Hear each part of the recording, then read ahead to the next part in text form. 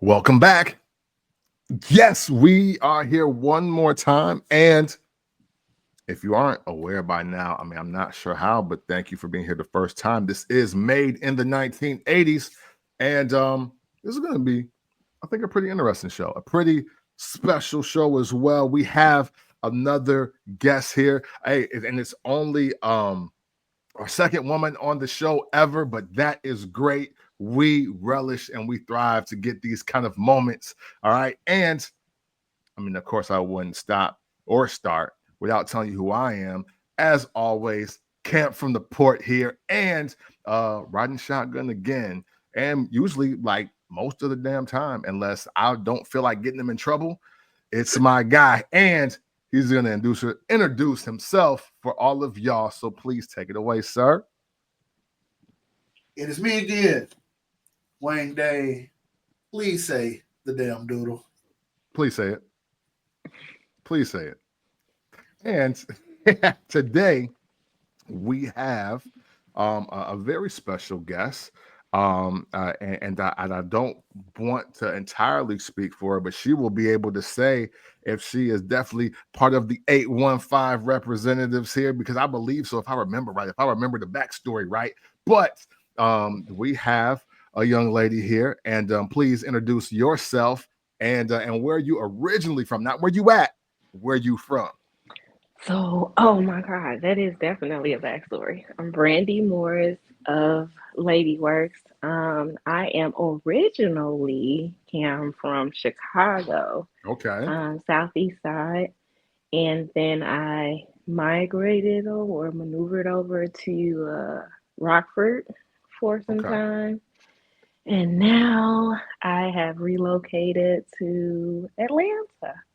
All right. All right. So what has brought you on that journey, Chicago to Rockford to Atlanta? Because normally, people end up going Rockford, Chicago, Atlanta. Like I've known more people that's done that than the way that you've done it. So explain that for us.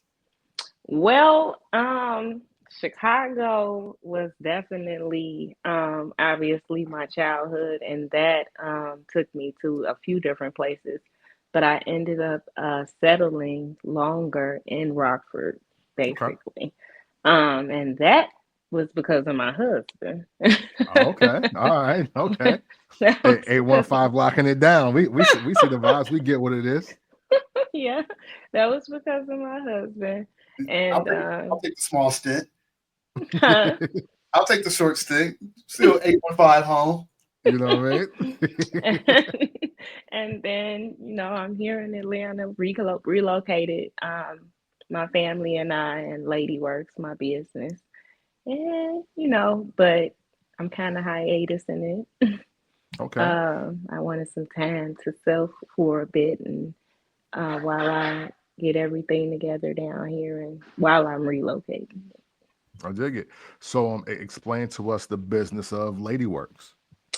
Man, so LADIWORKZ is pretty much some of everything. So it's the umbrella company for my smaller companies, which are Storms Entertainment, which is the entertainment side of um, LADIWORKZ, and then we have K9 Visuals, which is production side of it. Then we have L&B Swell Clothing and Company, which is my clothing line, and that started back in 2001 along with Storms Entertainment. Okay. Um, And so yeah, clothing and man, so Brandy and LADIWORKZ does some of everything. Few years ago, I started my lounge, which was basically bringing people down to Rockford for comedy shows and various things of that nature. LADIWORKZ pretty much is the anchor to help people to enter into or who are entering into the entertainment industry, lending them a hand in reading contracts, helping them to execute contracts if they need to, helping them to understand when and if they are being manipulated or taken advantage of, how to get out of those situations, how to not even get yourself into those situations, Nice. but for sure how to get out of them if you are put into them. just due to the fact that it's just very important to me to make sure people are not being taken advantage of. And it's been that way for me for a very long time, just because the understanding that people are typically taken advantage of in the industry. Wow, awesome. Hey, this is an understatement. Right. Okay, And has been for years. Like, it's a thing. okay, so the poster behind you. What's It that is. about? Oh, so this is my book, The Unexpected. This book is about a young lady who has been, well, it's about a group of people. It's about mostly the young lady and the young man. The young man is like he's in politics and he's this pretty big thing around the town. However, he starts out in his early years raping women. This young lady, he ends up doing that. However, she ends up stalking him. So basically, she turns the clock on him, and through this process, the police department and other legal entities are able to find out of the rapes and the other things that he's done. And hence, when it's going on, he has a business that he's running, and he also has a fiance. And the young lady, eventually, given a little detail, ends up helping the stalking part. She ends up going to his store, and she writes kind of like a note that says, "Roses are red, violets are blue. I have AIDS, do you too?" Jesus. So just helping him to understand, if you keep your hands to yourself, those types of things wouldn't happen to you. Um, Right. All right. you know Oh what I'm damn. saying? All right. Too much of the sauce. Don't give them too much of the sauce. Yeah, Yeah. so Yeah. Yeah. it's pretty dope, and it's a four-parter. You know, I'm working on the second part now. But yeah, so yeah, Oh damn. That's part one. Oh, Part one. okay. part Volume one one. of the series. I see. Okay, so Okay. Yeah. where can we find this? Yes. So this one can be found on Amazon, also Barnes and Nobles, and you can also purchase it through me. I can be found mostly now on Instagram. My Facebook is just basically private for friends and family only, close friends and family. All right, man. Well, wow. That is a lot of heavy And my content Instagram there. is LADIWORKZ. I'm sorry. So Oh that's yeah. L No. A No. D I Absolutely. W O R K Z. Absolutely. No. We'll be sure to make sure that we put that in the description as well, so people know where to follow you. Matter of fact, and we shoot us that link to the book so we don't get it mixed up. We want to make sure that while you're here, not only that you have a great conversation, have a good time, but you can promote yourself. And maybe, hey, you Yay. know what? It sounds like you're writing thrillers over there. And hey, that's fire. Usually, you know, Mhm. most people have been writing a lot of, motivational or, their Yeah. instructional ebooks, but you're totally taking the full, like, Yeah. nonfiction or maybe fiction for some, because I mean the story that you're Yeah. telling was obviously real. Like, I mean, for somebody out Well, there. so the story actually comes from a mixture of situations and things that I've seen and noticed, and mostly just because I think it's important for people to understand that, you could keep your hands to yourself. Facts. And rejection is okay. That's the thing. Yeah. And you will live to see another day. But most importantly, you know, understanding that taking something from somebody, you don't even know what you coming across. Mm. Like your feelings will end up being hurt because like everything that glitters, it don't necessarily be gold.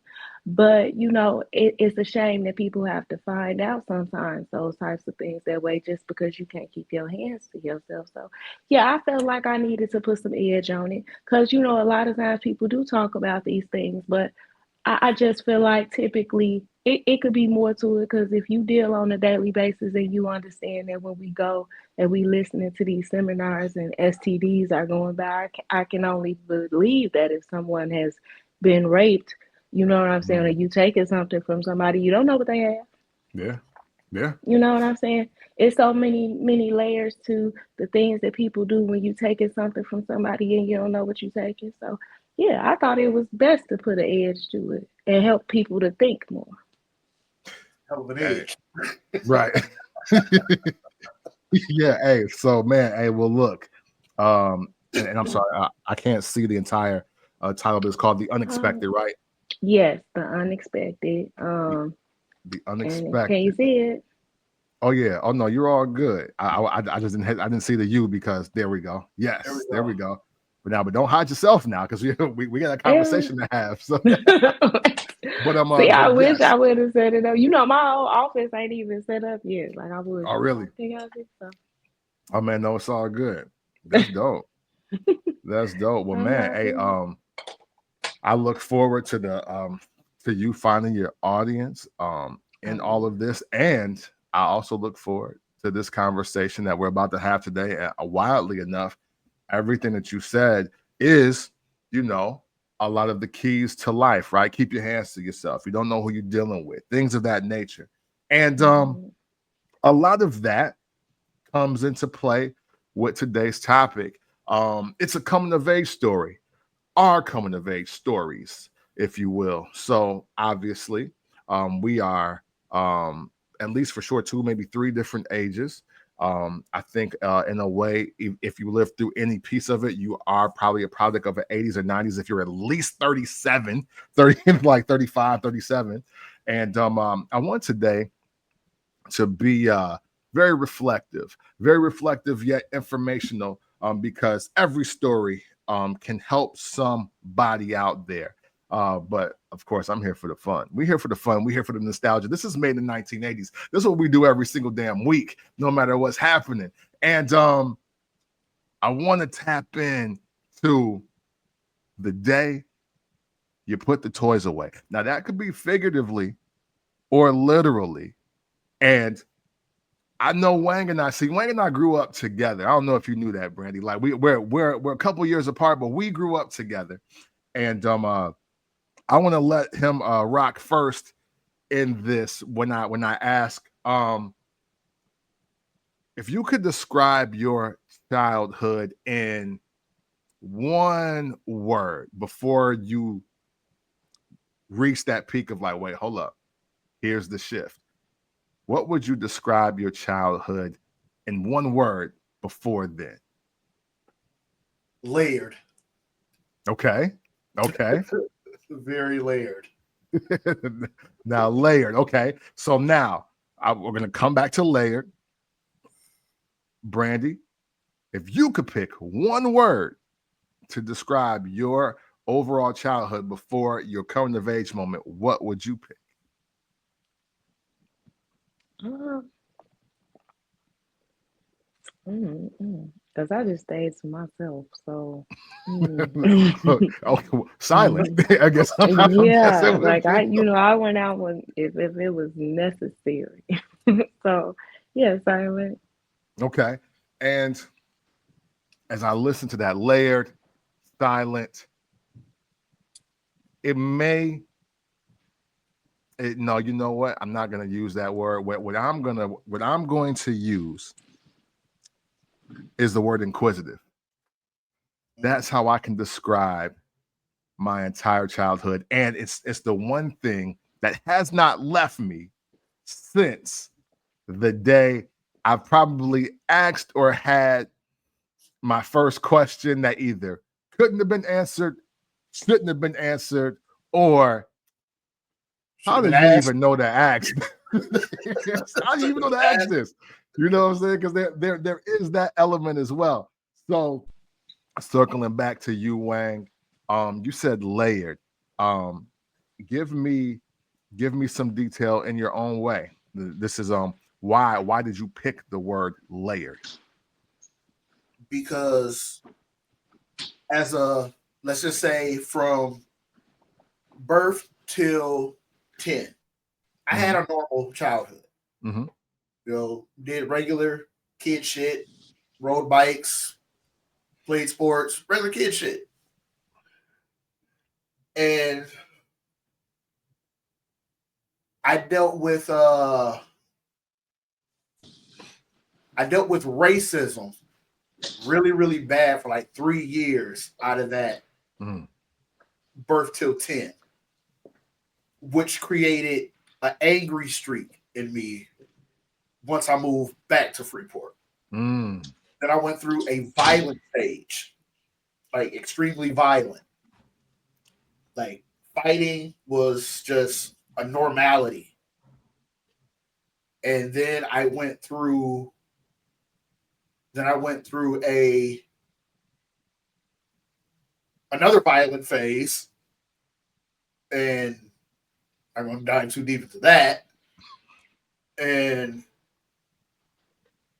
then as you say, the day I put the toys down. Mm-hmm. So, like I said, I've gang affiliations, drug dealer, yeah, layers. Okay. Like, talking to me today, you would never guess how much bullshit.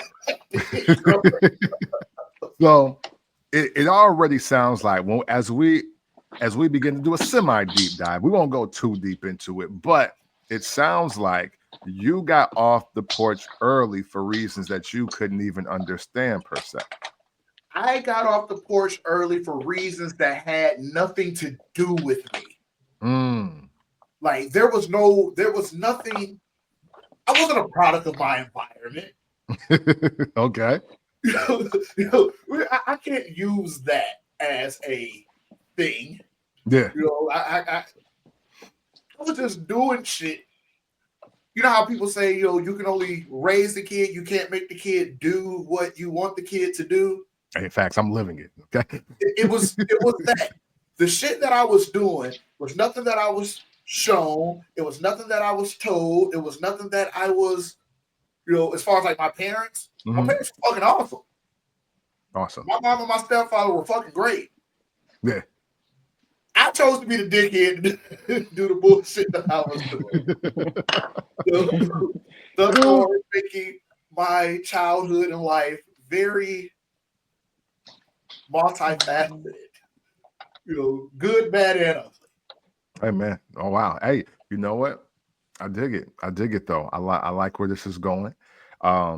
Let's get our guest in here on this. So Brandi picked the word silent. That definitely made me think of why, as a child, did you choose silent? Like, what was it that made you be like, you know what? I'm gonna just keep to myself. Were you a latchkey kid? Were you in the space where it's just like, I don't, all the people at my school are not cool. like I don't know what my interests are. What made you choose silent, and what do you think led to that being your word now that you just take a moment to reflect back? Man, so silent because I just did not um I never had the urge to fit in, or like want to participate necessarily in the things that the other people had going on. So I was pretty much one of those people. Once I saw that, I wasn't the person for the Mhm. group, I'm just like, whatever. So I would just go home, and after school, I was just reading books, like occasionally I would go outside, but I didn't like hanging out with nobody. Yeah, I'm just pretty much the same way. So, so reading books were kind of your escape. Well, yeah, like I liked reading. Occasionally I would play, a game, like Nintendo. Okay. So like I still have all my Nintendo games, my Duck Hunt and all that stuff. So like I was that type of girl, like Sega Genesis, Okay. Oh, 80s I'm sorry. baby. I was gonna say, Wayne, like you had a question. You gonna hop in? No, I was just like, she played the OG shit. She Right. Right. 80s baby for sure. So I'm 42. Oh, So, hey, well, hey, look at that. Hey, look, we're 80 to 83 here, or 80 to 82 here.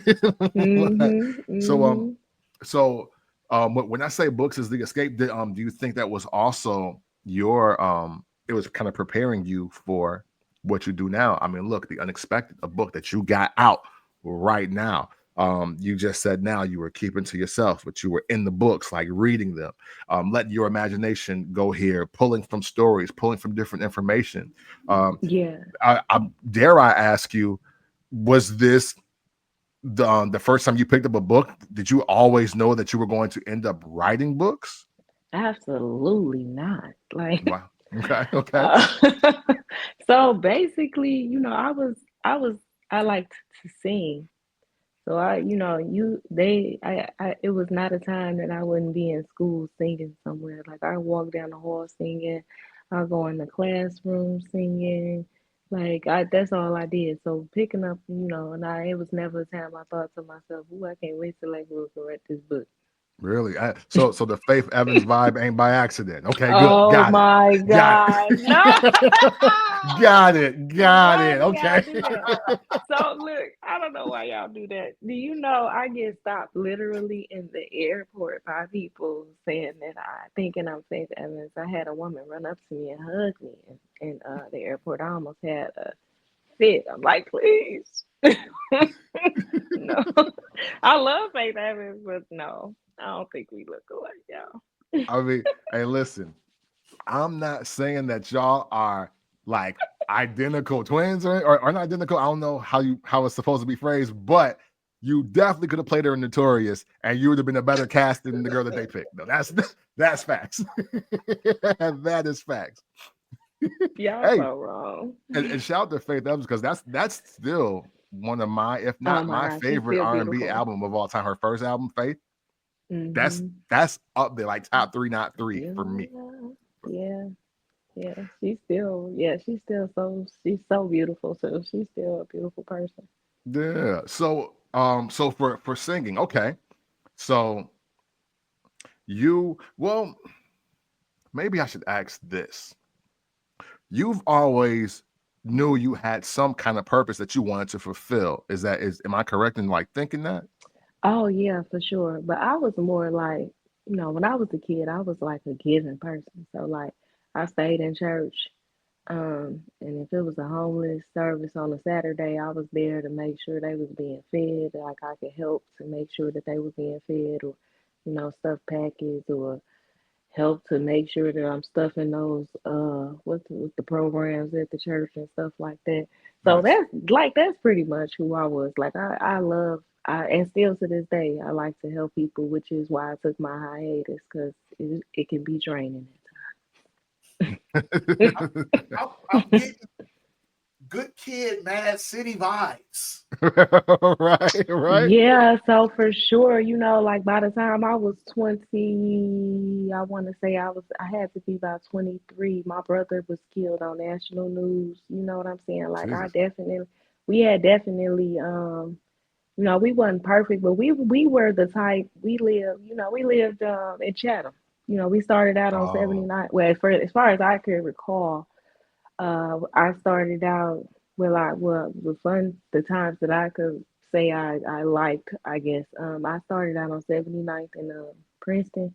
So I went to Westcott Elementary School. okay. So, you know what I'm saying? I started out over there, and then I ended up at on 79th, off of 79th in Indiana and Chatham. Mm, Growing up, by the time I was 12, I think 11 or 12, that's where I was living. Um, so, I had like a fun type of childhood. Like the kids I grew up with, we fought and we was friends again. I got made fun of because I had bad dandruff, when I was a kid. So, you know what I'm saying? okay. So, I had a normal, regular childhood, and to that day, it's got me like how and who I'm blind in my left eye. I literally don't have an eyeball. So I'm like, you know, I'm pretty much one of those people. Yeah, it is. It's probably that I would say, but I'm more a roundabout person. What you get is what you get, but I like to mostly put out positive and enjoy life. It seems to me, just in just what 25 minutes of conversation, it just seems like you were very observant. Absolutely. You knew what you wanted, and you were way more. You were like bounds beyond maturity than I was, even though we are that close in age, because in my teens, as an adult now, thinking about how my teenage years were, I was very fucking impressionable. Like I said, like there was no reason for me to go down the roads that I went down, but I did anyway. And you were more aware and more competent of what was going on around you to know to avoid it versus me wanting to step in it. Oh yeah, for sure. I think it's one of those situations where you definitely, what is it? Being alert, being aware, understanding what you don't want. I think it's more of a situation when you growing up, or you start to notice more of what you don't want first than what you do want. You know what I'm saying? Like, because you start to get to understand the things that's happening around you. You pay attention to the fact that the no's and the negatives are the things that you don't like. It's the things that you learn when you in third grade. Because I think, to me, it's very, very pivotal for people to understand that those, like kindergarten, pre-K, first grade, second grade, third grade, those times are very pivotal in our lives. Because you do learn, whether people understand it or not, you do learn simple things, simple words. No, yes, I don't like that. I like that. Can we do this? Can we do that?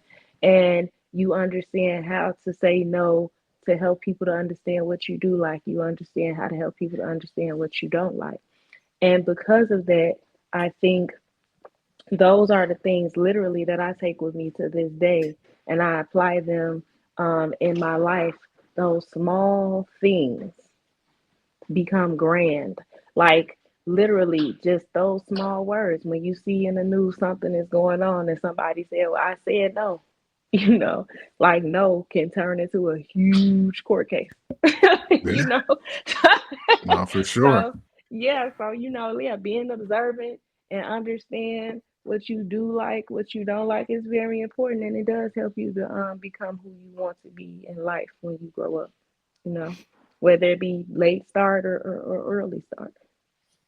If only I knew that 25 years ago. Oh man, hey, That just to say that you here though don't mean that you perfect. yeah, Understand no, that. for sure, for We sure. still have to learn the whole entire time that we here. We not doing nothing but learn. Yeah, no, absolutely. Yeah, and seeing that, and that is why I think telling a come of age story is very important. Like, speaking to everything that both of you have been saying, there was, for me, growing up, Freeport, single parent home. I knew my pops, like I still know my pops, like it's all good, it's all love. But primarily my grandmother and my mom are the people that raised me primarily, along with like my uncles and my aunt. Like, so basically it's just my grandma and her children are who raised me. Like, I unfortunately never met any of my maternal grandfathers. They both passed away before I was even thought of. Like, my mom's father died when she was like 12 or 13. I want to say my father's father was killed when he was young as well. So there aren't many memories, details I have as far as like, father father figures being around, or like the OG, the male OG that's around, until I went to family reunions, or I was hanging out 4th of July with like my cousins and seeing their dads, and then my friends' dads. Those are the dads that I knew or knew of. So me growing up in that space, I ask a lot of questions. And I think even to this day now, the fact that I asked so many questions as a kid is why we are on the Made in the 1980s podcast like right now, because I asked so many damn questions, and I do expect answers. Like, I expect answers. There For me, The only question I don't think I've ever asked, my mom would have to confirm this. The only question I never asked is, where's my dad? Because obviously I'd met him, I knew who he was. I shared a story about how he scared the life out of me on Halloween one year. So, so I know full well who he is. But I would often see things or be asked to do things, and my question would be why. Like, I mean, hey, look, super old school, right? My mom is, I think, working first or second shift, and it's during summer vacation. And she gets me up in the morning and she says, "Hey, I'm going to work. Don't answer the phone for nobody. Don't open the door for nobody until I get back." And I'm like, why? What's going on? What's happening? Can't, don't ask a bunch of damn questions. Do what I asked you, and I will be back. But then would call, and because I'm trying to listen, I don't answer the phone. "Boy, where you been? I've been calling you." "You said don't answer the phone." I was like, look, I was listening to it, and then luckily I heard the voicemail. I heard the answering machine. It was just no voicemail. Like, for you younger pups out there, like, there was actually a machine with a cassette in there, and you had to take the messages. So that was the start of my latchkey journey, right? Because at one point, I'm asked to do these things, and I'm like, well, why am I being left here? Like, can I go over Corey's house? Can I go to grandma's house? Like, what can I do? And there were so many things that I had on my mind, and then that transitions to well, why do I need to learn how to wash my clothes? That you're not gonna wash my clothes anymore. I How do I make the chicken since you don't want to make it for me, or since grandma can't make it for me right now? And that is you know, furthering the aspect of self independence. I mean, well, self independence, and me just not needing much. And so, by the time I'm 9, I know how to wash my own clothes. I know how to cook, just like basic meals. And the fry daddy, I don't know. Well, no, it's the fry baby at that time. Way before air fryers, there were these little deep fryers called fry babies, and my mom had got one so I could literally learn how to cook for myself. And what did I want? I wanted like chicken nuggets, I wanted chicken wings, I wanted fries. And then but then I started stepping it up. The first time I made a pork chop, and it blew my mind. I was like, yo, I'll never need anybody else ever again. Because I'm gonna make pork chops and fries, and my dad going fry baby. And it was something safe. You plug in the wall, and before I knew it, my mom was giving me keys to the house, and I'm like 9 or 10 years old. And so now I'm in this situation where I was like, man, I'm kind of grown, huh? And then but mad wrestling action figures in the crib, still want a Nintendo and playing all the games. And but I'm like, I have a key to the house, and I can cook, I can clean. I'm not the greatest at cleaning my room, but I know how to do it. I know now I can program the VCR so I can have her soap operas recorded, and so and I taped over Young and the Restless one day, I think, or it was General Hospital, and I almost thought I was gonna lose my life. But that one too, man, you know what I'm saying? Hey, listen, what you bet not ever do in the 80s. In the 80s, oh my early God, y'all 90s. know that still come on? Yeah, I guess. Yeah. My stepfather still records and shit to this day. For real? He's it's so crazy that y'all talking about it, because I literally just saw it yesterday, and I was like, oh my God, Sonny is still on General Hospital. Victor Newman is still kicking.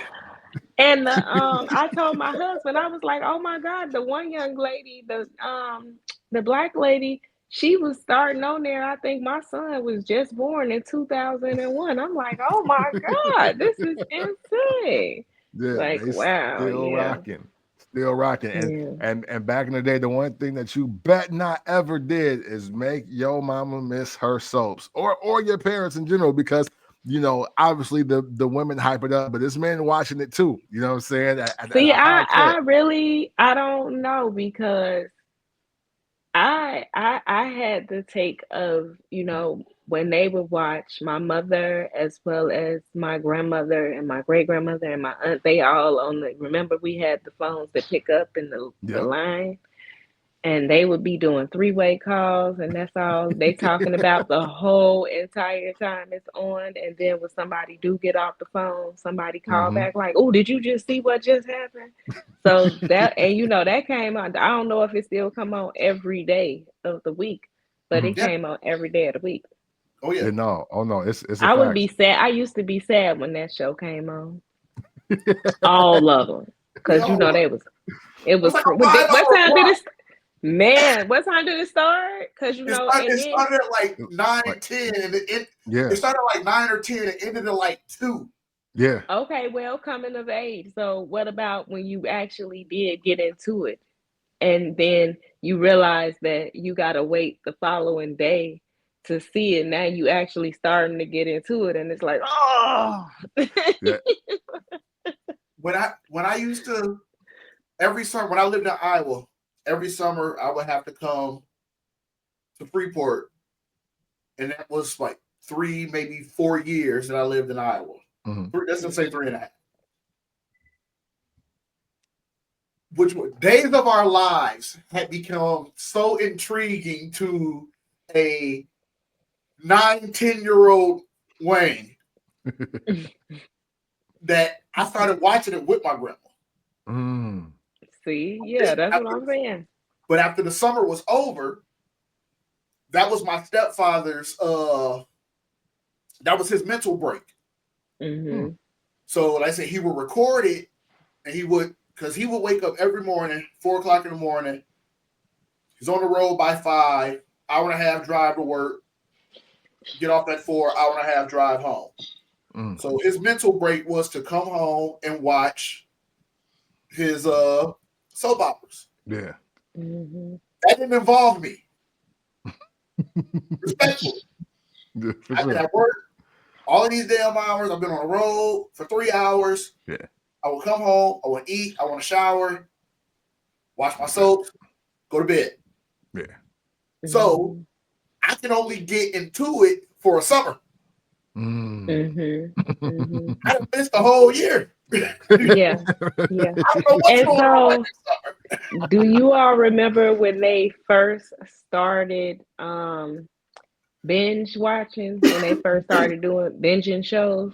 Yeah. They actually, if I recall, they actually started with the soap operas, because I remember being pregnant with my son and like getting into it, and they were coming on like back to back, Oh wow. And I was like, oh, okay, this it's good. So that makes you want to watch it. Yeah. And it was I so cut it quick though.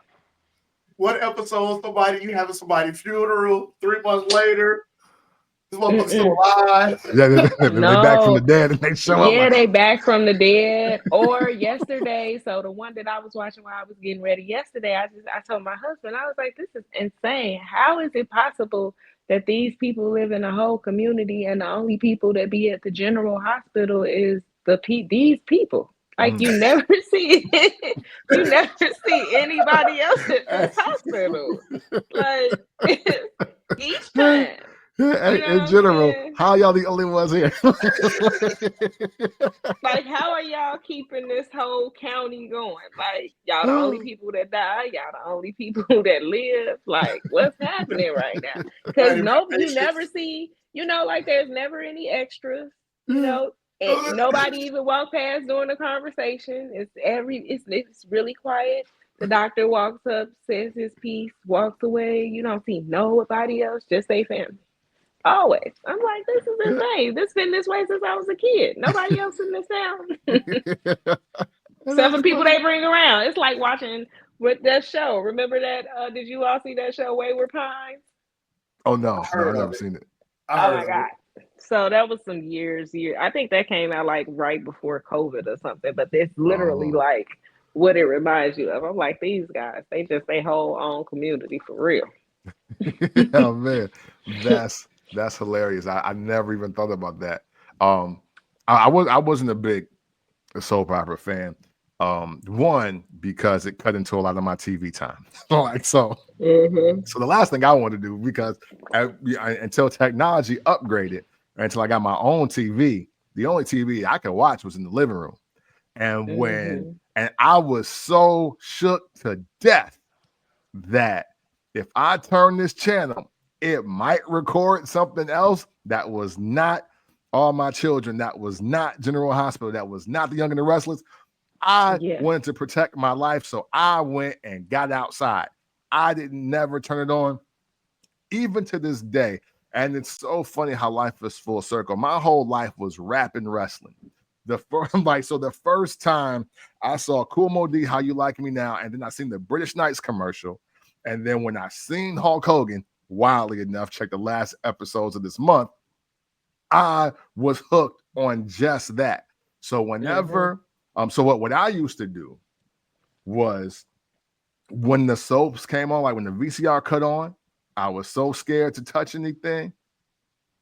I would leave the house. I can say it now because I'm grown as hell and time's over. I'm alive. I made it. Nothing happened. So so for me, I'm outside.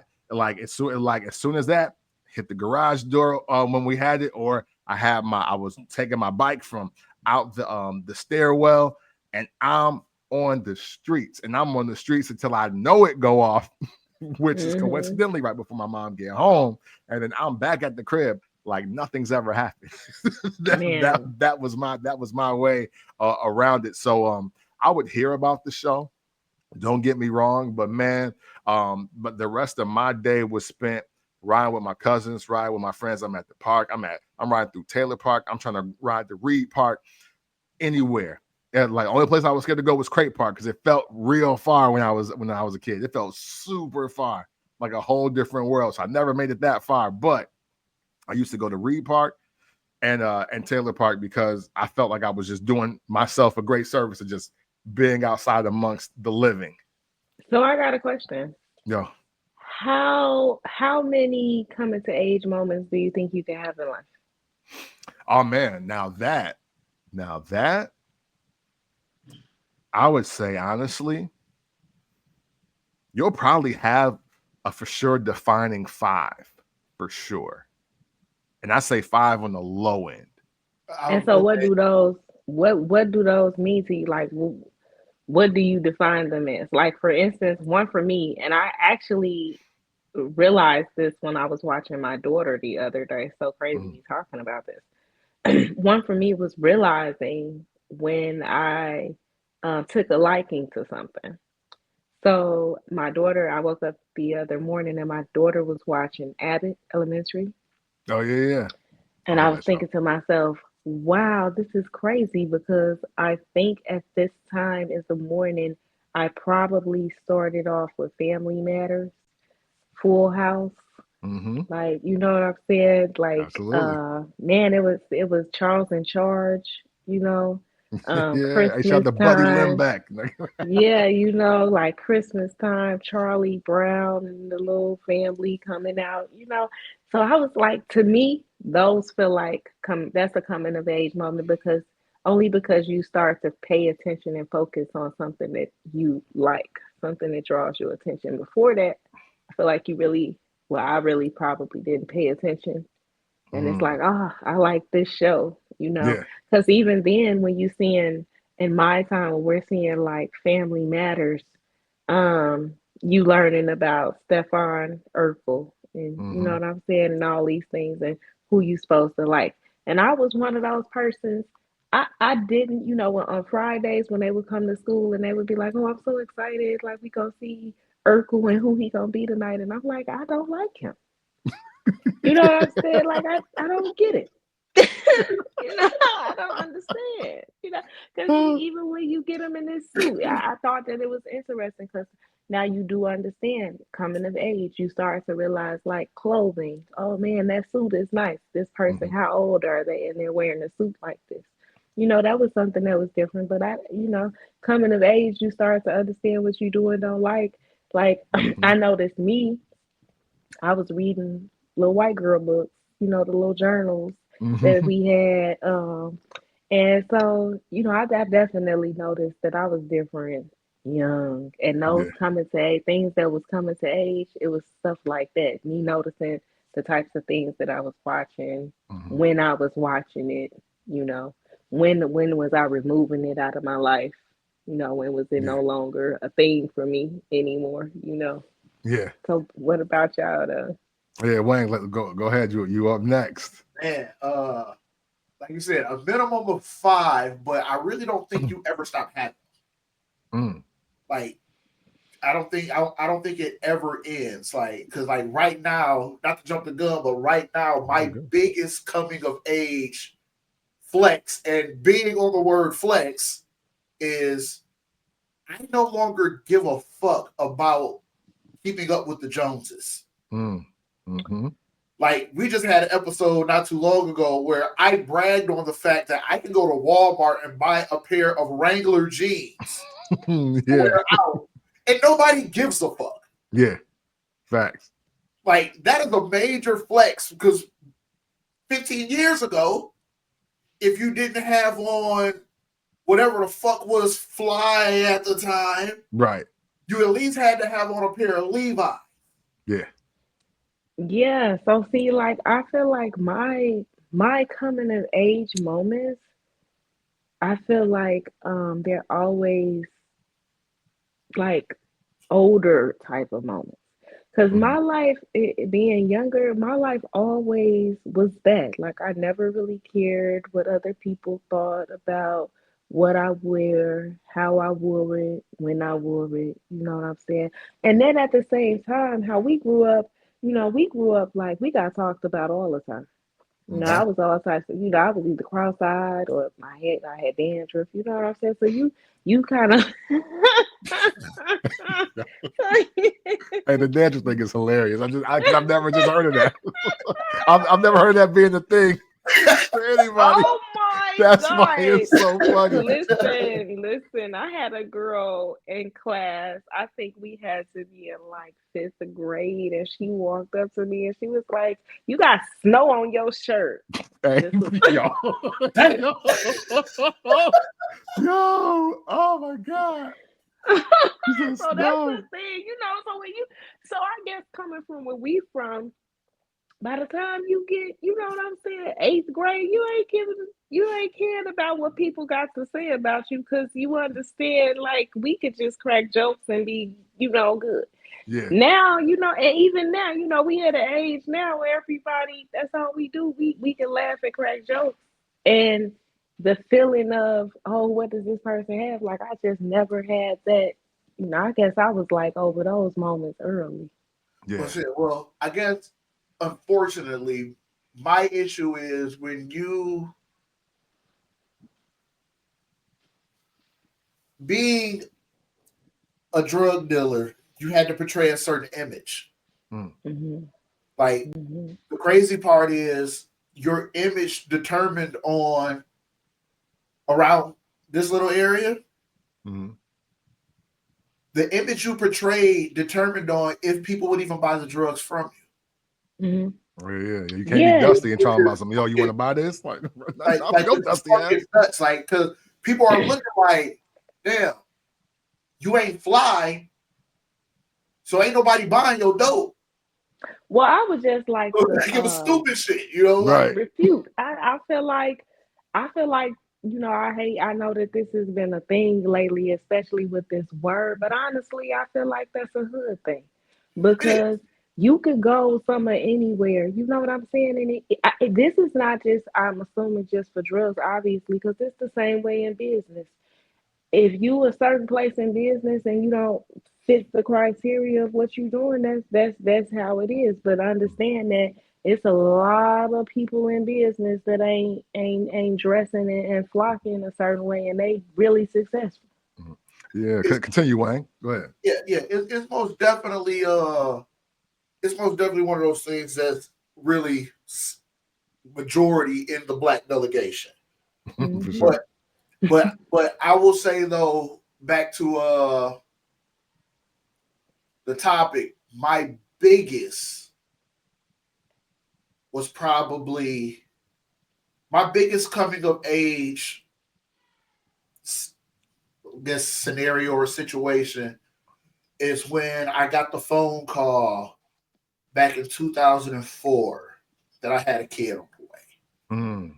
Like that's when I really knew like I'm not saying like all my knucklehead antics stopped because they didn't, but knowing that I had a son on the way, and I never been one of those people that felt like the lack of presence of my father is the reason why I wanted to be the reason why I was going to be a piece of shit father. Facts. It actually did the opposite, because knowing how much that shit sucked and me knowing that I have a son on the way, it's like I'm not going to put him through that. Yeah. So I got to do shit different now. I got to move a little different. I got to stop the fighting and I got to stop being with all the street shit, and because I got to be there for him. So that was probably my biggest coming of age. Like I stopped playing video games when I found out my son was going to be born. Like I stopped buying dumb shit. I didn't give a fuck about having 22-inch rims on my car, and I sold all that shit. Sold the music out of my car. Sold the car. Like I was more fixated on making sure I raised a kid. I was there to raise my kid than I was everything else. Like I got time for the game banging and all of that shit. I mean, selling drugs was my means of income, so I continued to do that for quite a while. But me knowing that I had a kid to raise, that was probably my biggest coming of age, because the worst thing you can do is not be there. Yeah, for sure. For sure. For sure, man. So as I'm listening to both of you, I was compartmentalizing all of these coming of age moments. One we have to say for Patreon. I can't give you this one. Hey, listen, there's another coming of age episode that we're gonna do, and that's gonna be probably one of the first Patreon episodes. I'm just gonna let y'all know now because I think it's important, but I can't give away that kind of information for free. We're just not doing it. We're just not doing it. But you know, a coming of age moment for me. I was never in like major trouble, right? I didn't get into like a lot of like big trouble, big things. But coincidentally though, sometimes things would happen and I would be the first one blamed. And I carried this stigma for a while, and it used to frustrate me so bad. It's like the adage says, everybody sees the shooting, but nobody sees the slap that caused it, right? And whether it was in school, in daycare, specifically at Amity or Open Bible, if you're in Freeport, you know, and even in school, family reunions. Are you guys hearing me? Yeah, absolutely. And and even through that with yes, every single instance. Oh, okay. with every single instance, I was always being the fall person, the fall guy, right? And the biggest coming of age, and that led me to the biggest coming of age moment, which was this, Wang. My mom, she sat me down and she was like, "Hey, you can't do what everybody else is doing. You're the biggest. Most times you're the oldest. You're the person that's going to stand out. So you can't be caught doing everything that everybody else is doing." And I hated that fact. Hated it. But you know what? That has translated throughout my life the entire time. Matter of fact, there's another story I want to tell, but we're going to also hold that one for a special time, because the person that gave me my other huge coming of age moment is the first time I got sincerely mad at my mom, but also this person to this day keeps trying to add me on Facebook, and I will never answer their request. You may know who you are. It's up forever with me. You was grown as hell when you did that. I do not respect you. But outside of that, though, what that did prepare me for, though, is leadership. And for me personally, I've always told it this line and had this internal battle of wanting to be, regular and just kind of fall in and kind of like fade to black, but I can't because I'm too busy standing out and I want freedom and I want to do what I want to do. So for me, my life, I can't do both. I can't fade to the background and then do whatever I want. It's literally has to be a situation where I either need to take control or I need to lead. So and give some people something to follow, or I'm kind of lost. And that was looking back, that was a lot of big pieces of my childhood. Like a lot of the times I got in trouble or I was close to getting in trouble or close to getting arrested or whatever, is because I wasn't leading the situation. um when one of my friends stole from FS, or someone like or stole from Okie Dokie, I was with them. I should have. And my mom was like, "Well, you should have been left if you knew that was going to happen." I was like, "Well, I didn't know. Like, you need to watch your friends better." When I'm with my cousins and they smoking or they drinking or whatever, and when they get jammed up with it, who do they know was with them? Even though I didn't do anything, didn't have a sip of nothing, didn't have a puff of nothing, but who was with them? Me. So what was I supposed to do? I was supposed to take control of that situation. I also had a lot of younger cousins. I'm not the oldest. Usually in a lot of environments, I was never the oldest when I picked out my own way.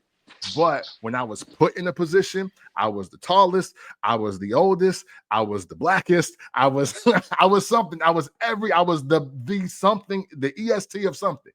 And every time that happened, it was on me. And then it became, okay, Cam, so what are you going to do? Because if all of them about to get in trouble is because of what you said or what you did, or if you're getting in trouble, it's because you haven't said or done enough. So that was literally a lot of my early coming of age moments that I fought as a youth. But during my 20s, boy, did I need all of that, as well as even today. But like, I never knew that would prepare me for, college life, partying in Chicago, partying in Milwaukee, partying just anywhere. When I moved to Atlanta for that brief year, everything that I did in that moment kind of prepared, like in those moments, prepared me through that whole time. So for me, I look at that as probably one of the most valuable coming of age lessons and I tried to run from it. So, and to Brandy's point earlier, that was something I kept having to learn till I was just like, yo, you know what? No, I am a leader. I'm in control here. We're doing this. And because I know what's best. and that was just how I was navigating throughout. And I don't know if my mom actually knew that she was preparing me for that, but that's exactly what happened. And inevitably, unfortunately, because I'm still going to be a young man, we begin to butt heads because no, you should listen to me. I'll say this: I'll never in a million years go against mom. Mm-hmm. But it was also kind of unfair to say that to you with you being an only child. Yeah. Like, you didn't get to, like, me being the youngest of the immediate three. Mm-hmm. I actually have two older sisters that are actually older than my brother because of my biological father had a kid prior to my sister that we didn't meet for years. Oh. And my stepfather had a daughter that was older than her. Okay. So I'm actually the youngest of five. Gotcha. But Okay. there's my immediate three that you know. Yeah.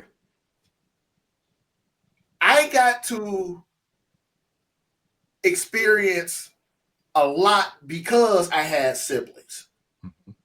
You being the latchkey kid and being the only child, you don't get to experience nothing unless you go experience it with cousins, Yep. friends. Mhm.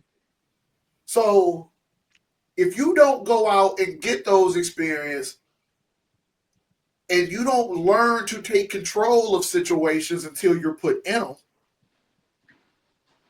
like, I get what she was saying and I respect what she was saying, but Yeah. that's kind of impossible to do until it happened. Hey, Mhm. Wang, literally my point to her.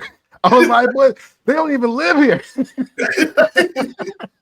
Hey, one time I mean, and rest in peace, CG, because when we lived on Carroll Street, we lived in the same building, but he was like, he kind of grew up like he was my little brother, because that's my uncle's oldest son, and and we lived at 622 and 622 and a half, and he always wanted to be around me, but like we fight, I'm putting him in the sharpshooter and all kinds of crazy things.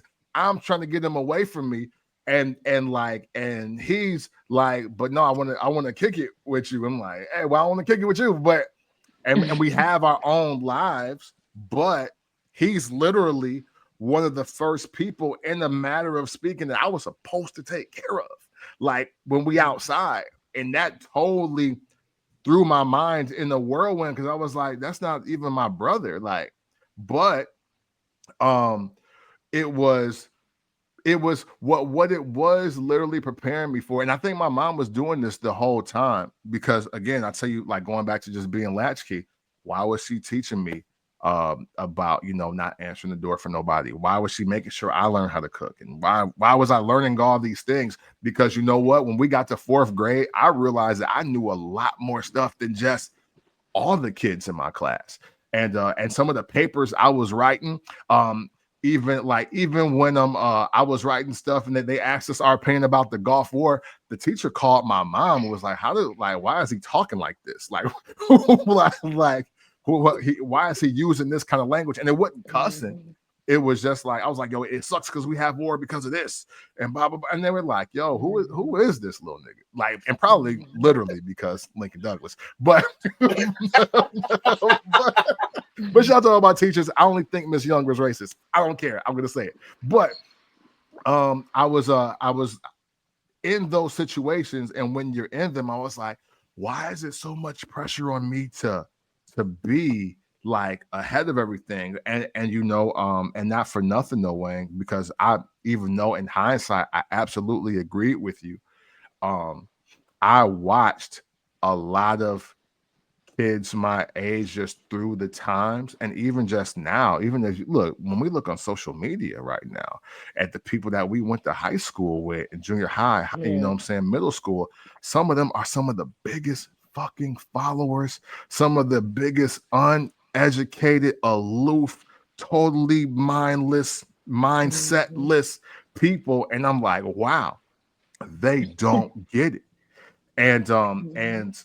even though no way to understand any of that as an only child in a single parent home, man, I will say today, I wouldn't be even in the mind frame that I am today had she not like pushed me towards like, hey, no, you leading this. This is on you. Nope, you should have did this. And it's like, whoa, wait, wait, wait, I'm 9. Wait. Like I'm 13. Wait.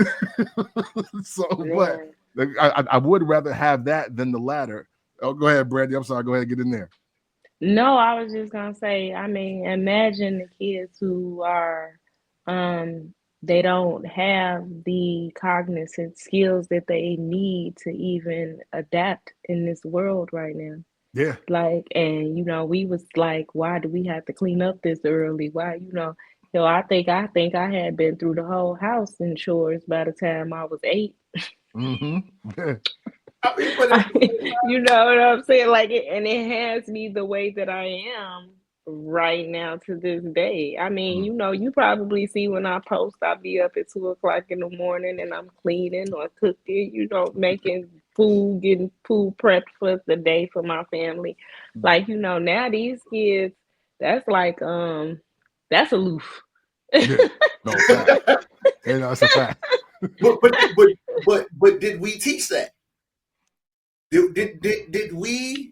Did our generation drop the ball in teaching kids how to be independent? Because one thing that personally, I want my kids to dive in and do it themselves. Yeah, and I'm also one of those parents that if it's not done right, I'm going to make you keep doing it until it's done right. As to where I see a lot of people move, I'll do it myself. They're not learning anything. So when they get to that age where now they have to do it on their own, or it's time for them to do it on their own, they can't do it on their own because you always did it for them. Like, that's one of the reasons why I feel personally why a lot of these kids aren't as prepared as we were, because they weren't taught to be prepared. Yeah. No, hey, listen, I'm so glad you said that, because in a matter of speaking, that is one of the conflicts that I see with other parents my age, and even with my own daughter as well. Like, I would try my best to be active, to be like, hey, no, you gotta learn how to do this. Like, even when she was like 5, 6, 7, I was like, Pumpkin, order your food. Tell the lady what you want. She's like, Dad, I don't want. Yes. I was like, yo, I was like, how you gonna eat if you don't ask? Like, you know what I'm saying? I was like, yo, you got, like, you want to eat, right? She's like, yeah. She's like, but you can't just order it. I was like, no, Pumpkin. Like, you, like, tell the lady what you want.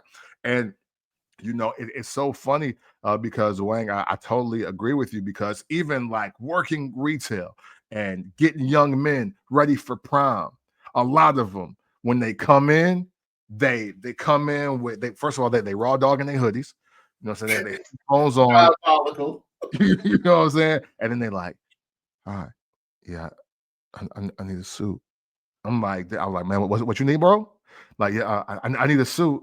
I'm like, yeah. I was like, okay. I'm like, what color? What color you want to wear? I don't care. I'm like, well, what is your date wearing? I don't have one. I'm like, all right. So it's like, and it's just like, man. And then, and you know what? And what's so bad about it is that, and this is where I do call BS on the parents, though, because don't check your child now that he's in my presence. Y'all should have had that talk at the fucking crib. Like, he being who you allow him to be 99% of the time. Don't make the 1% like this moment right here. That's this dude to be embarrassed as a parent in front of another adult. That's all that is. Yep. Hey, come on, boy, you know better than that. Now you're realizing you didn't do what the fuck you were supposed to be doing, making sure that this young man was prepared. Yeah. And I know that now. Yeah. Yep. Yeah, absolutely. Like, so for me, not to cut you off. I remember the first time I made my son order a pizza. We were standing in line at a grocery store. I went grocery shopping. They said they wanted pizza for dinner. Cool. I'm like, go into your phone, look up Maria's Pizza, order whatever pizza you and your sister want, and get me some wings with Maria sauce. Somehow my son called someplace in like central Illinois that was also called Maria's Pizza. And he was like, Dad, she's telling me they can't deliver, it's too far away. I'm like, son, I can see Maria's Pizza from our porch. What are you talking about? What are you talking about here? He was like, the lady's saying that it's too far away. Oh, man. So I got the phone from, I look at the number, I can't even remember what the area code was. I'm like, I've never seen this area code before. So I was like, hello? She was just like, yeah, your son keeps saying that he needs to have the pizza delivered to XYZ, but the only place I'm finding that's in that area is like 3 hours away. Right. Yo, that's Like, crazy. oh, okay, ma'am, I'm sorry for the biscuits.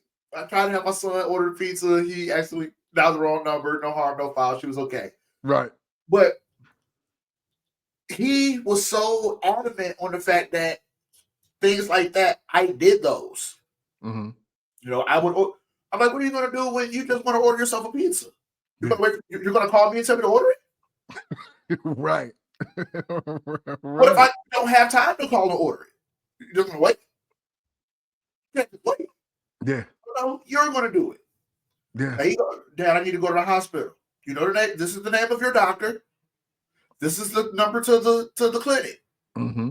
Call them and tell them that you need to make a doctor's appointment for whatever's wrong. You're not going to do it? No. I got to make my own doctor's appointments. Right. Right. Yeah, but yeah, a lot of our generation, like I even put her on blast. My girl, she is so impatient that she will just outdo it. And I have to stop her. Yeah. Her son, Mom, I want a frozen pizza for dinner. Mm-hmm. I taught him how to work the stove. This is how you slide it in without burning yourself. This is how you get it out without burning yourself. That's what she said. This. I couldn't let the second one go. I couldn't. I just couldn't. This is how you cut it. And he will put it. I will keep my eye on the time for him. Yeah. He'll get his phone and hey, kids will use their phone for anything but setting alarms. I promise. But hey, go get your pizza. Yeah. And for the first couple of times, he would look at me, then look at his mom. And she'd go, sit down. He got it. Pizza making food now. Hey. Like I said, I will never go against your mom's teaching. Mm-hmm. I didn't think it was fair for you, but she was 100% right.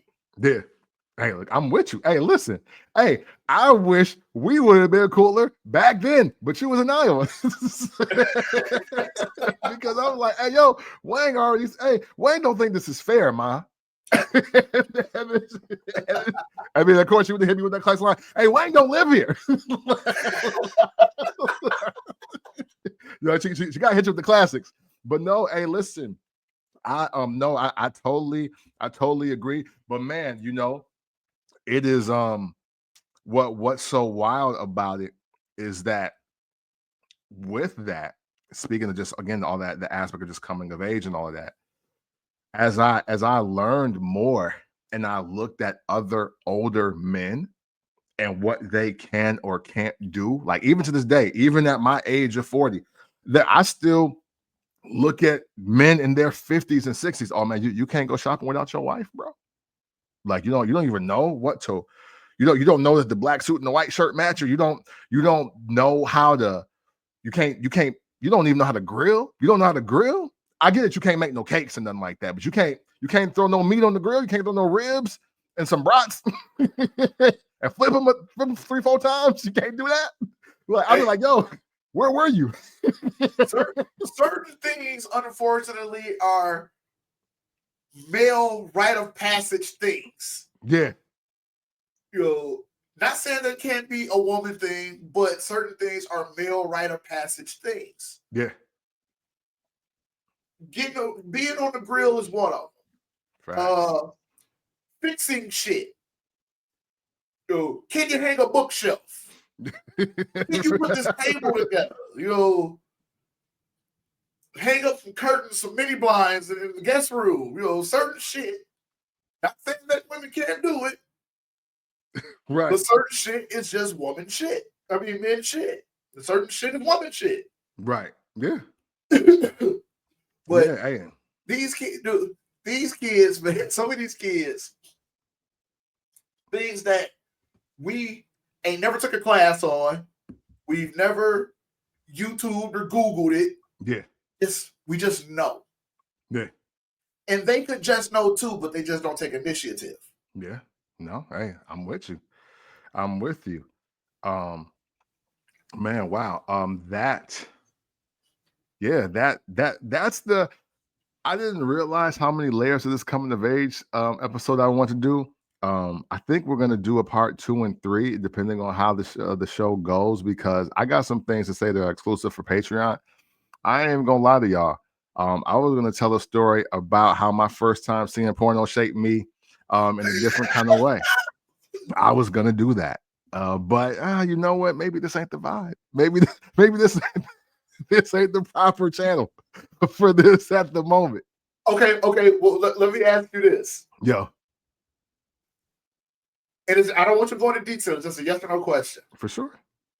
Do you remember the first time you saw a naked woman? Yes. I think every man recalls that very first time seeing a naked woman, and they never forget it. Yeah, for sure. I'm about to say way too much because, hey, listen, real quick, and we'll stop short because I want to talk too much. What do you was the first time you definitely remember seeing a naked woman on TV? Yes. Or in person? On TV. Yeah, mine was in person. Mine was on TV. You remember back when we had the cable boxes? They were like a tan color, but the buttons were on the top. Yeah. Oh, it'd be that pixelated. Yeah. I found a hack that if you go from one channel back and forth, yeah, for about 3 to 5 seconds, it'll be clear. And that was just enough for me back then. Yeah, hey, absolutely. Hey, listen, not only do I remember those moments, but I'll tell you, and then we'll get out of here. I'm going to close out the show. I definitely did that with the dial, with the switch on the cable box as well. But I seen a naked woman, non-relative, at her house with and I'll be honest, hey, look, through a keyhole because I heard something. And until this day, bucket list. Man, we want to thank y'all for checking out Made in the 1980s this week. Listen, we sincerely appreciate y'all for rocking with us every single week. We're going to keep the nostalgia coming. Subscribe to that Patreon. On Life is going up. I promise you. And let you know, as always. Wait, before we go. Oh, yes. Brandi did have to step out. Yes. I'm sorry about that. Yes. I can't give you everything that Brandi, because Brandi has a lot going on, but you can find Brandi on Instagram at LADIWORKZ, spelled LADIWORKZ. Yes. That's her Instagram. That's where you'll find her. And yes, she also has a book. Her name's Brandi Morris. The book is a thriller. It's called The Unexpected. Yes. Check that out. Yes, absolutely. My bad. Yes. Salute to Brandi for being on the show. We thank and appreciate you as well, miss. Much success to you and your book, The Unexpected. Keep your hands to your effing self, but know that always and consensually, it's love.